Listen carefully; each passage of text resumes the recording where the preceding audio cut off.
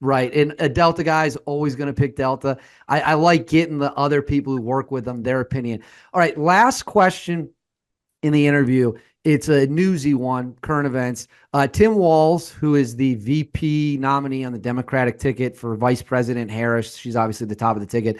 He made some comments years ago where he talked about carrying weapons into war. It was a pro gun control speech. He wanted to ban AR-15s, and in that, he claimed that he took those weapons and went to war with them, and because of that, he knows that they have to be banned. I hate gun control. I literally have a 50 cal round sitting over my shoulder. I think gun control is beyond idiotic. What I think is also really stupid is claiming you went to war when you didn't, but I never went to war myself. You have. So when you hear someone who was in the military for 24 years, but never deployed to a war, get up there and just casually imply that he did, say that he did, what are your thoughts on that? Yeah, I mean, it's not like as grievous as certain things like putting on badges you didn't earn, but the dude knows he didn't go to combat, and he knows in his talking narratives that he should never even represent it like that way. So I think that's that. Like, I would never associate with that man ever. I would never want him to be in any type of leadership. I mean, he's clearly a liar. You know what I mean? So that's sad. I mean, I saw the video because you talked to me about this, so I looked into it a little bit, and yeah, he's definitely misrepresenting himself on purpose to try to get a platform, you know? Yeah, and I figured that'd be an answer. Let me add a second layer to that.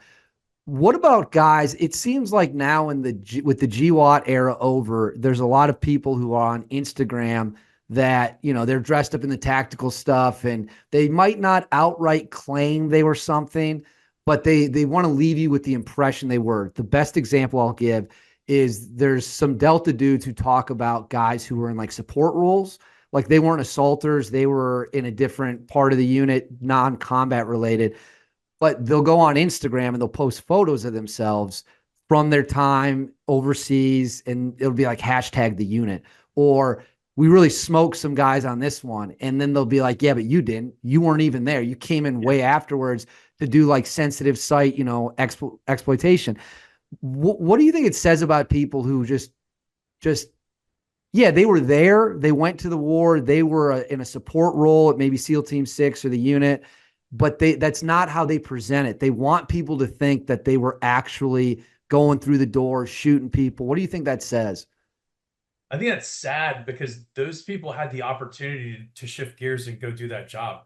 I mean, if you're a support dude in Ranger Battalion, it's the easiest thing to transfer over and be an assaulter. You know what I mean? The same thing at Delta Force. You're already there. Like getting into the unit, being screened to make sure you're not at some dirtbag is the hardest part. You just do the physical stuff and then go through the course. You can be an operator like anybody else. There's a lot of that out there. There is a ton of that out there. I've encountered so many people that they like, even when I was in RRC, I would hear people would come up to me like, "Hey, this dude's at Delta Force or whatever." I'm like, "What?" And I talk to the guy. He's straight full of crap, but they don't know they're getting by with this story to 99.9% of the people they encounter.